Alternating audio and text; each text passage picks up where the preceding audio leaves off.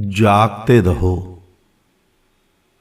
एक ने पूछा, परमात्मा तुम कहते हो शास्त्र छोड़ दो, हिंदू, मुस्लिम, सिख, ईसाई, बौद्ध, जैन, इन धर्मों को छोड़ दो और अपने बोध से समझो धर्म को, अपने बोध से निर्णय लो। तो हम कैसे अपने बोध से समझें? कोई तो समझाने वाला चाहिए, कोई तो पुस्तक चाहिए मार्गदर्शन के लिए। अगर गीता, कुरान, बाइबल, ग्रंथ, धम्मपद इन सबसे मार्गदर्शन ना ले तो किस पुस्तक से ले? कौन सी किताब, कौन सा मार्ग, कौन सा धर्म गुरु? ये तुम मुझसे पूछते हो। अगर इतना ही समझना है, अगर इतनी ही कुंजी चाहिए तो बिल्ली से सीख लो। नकली चूहा सामने रख दो तो बिल्ली शिकार नहीं करती। चिड़िया से सीख लो।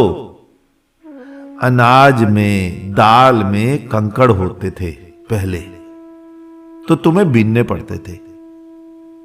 आज तो शायद राशन में नहीं आते, लेकिन तुम में से जो 50-70 वर्ष के हैं उन्हें ज्ञात होगा कि उनकी मां 50 वर्ष पहले जब दाल या चावल कोई चीज पकाती थी तो पहले कंकड़ बीनती थी। तुम्हें ढूंढने पड़ते थे कंकड़, हजारों दाल के दाने में से, चश्मा लगाकर। लेकिन चिड़िया, लेकिन कोई भी पक्षी, वो तो हजारों कंकड़ों में से जो छिपा हुआ एक दाना पड़ा होता है अनाज का, जीवित दाना, सीधा चोंच मारकर उसे उठा लेता है। जब बिल्ली में इतना विवेक है, पक्षियों में इतना विवेक है, तो मनुष्यों को क्यों चाहिए शास्त्र? उनका विवेक कहां गया? तुम ही तो कहते हो मनुष्य विवेकवान है। बिल्कुल है, मैं भी कहता हूं है। बोधवान है, बिल्कुल है। मनुष्य ज्ञानवान है, बिल्कुल है। परमात्मा भीतर छिपा हुआ है, बिल्कुल है। लेकिन सोया हुआ मनुष्य है। तुम सोए हुए हो, तुम्हारे सोए सोए तुम पे कोई मुकुट पहना दे, राज तिलक कर दे, तुम उठो ही ना, देखो ही ना, तो उस मुकुट का, उस राज तिलक का कुछ भी तुम्हें लाभ होगा? कुछ भी आनंद आएगा? तुम उस राज सत्ता को कुछ भी भोग पाओगे? परमात्मा जन्म से तुम लेकर आए हो, तुम अपने भीतर नहीं लाए, तुम परमात्मा के भीतर आए हो।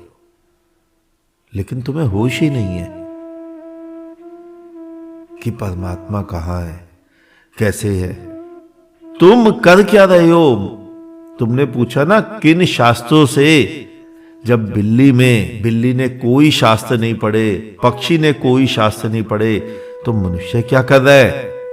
वो जिंदा परमात्मा को छोड़कर परमात्मा की पत्थर की मूर्ति बनाकर उससे पेट भरने के लिए भीख मांग रहे। क्या उससे भीख मिलेगी?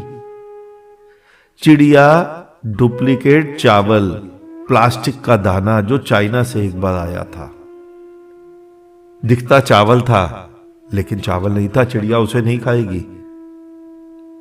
चीटा डुप्लीकेट चीनी जो चाइना से आई थी प्लास्टिक की, दिखती चीनी थी, चीटा उसे नहीं खाएगा। लेकिन तुम्हारी तो पत्थर की मूर्तियां खाना भी खाती हैं, और गर्मियों में उन्हें एसी भी चाहिए, सर्दियों में उन मूर्तियों को गर्म कपड़े, हीटर भी चाहिए। तुम दुकानदारों का विज्ञापन समझ ही नहीं पाए। यह विज्ञापन की विधि है दुकान चलाने की। इसीलिए कहता हूं शास्त्रों से कुछ नहीं होगा, तुम्हारे बोध से होगा। तुम जिस दिन आंख खोलकर खड़े हो गए, जिस दिन तुमने ठान लिया कि मुझे घर की गंदगी बाहर निकालनी है, तो घर के कोने कोने में लगे छोटे छोटे जाले भी तुम्हें दिख जाएंगे। और जिस दिन तुमने यही माना कि मुझे तो अपना सूट पहनना है, नहाना धोना है, परफ्यूम लगा के चले जाना है, उस दिन जमीन पर पड़े घर के कचरे भी तुम्हें नहीं दिखेंगे, क्योंकि तुम देखना ही नहीं चाह रहे। जिस दिन तुम जाग गए, उस दिन ये सारी गलतियां तुम्हें समझ आ जाएंगी। तुम मूर्खता कर क्या रहे हो धर्म के लिए? धर्म वो है ही नहीं जिन्हें तुम धर्म मान रहे हो।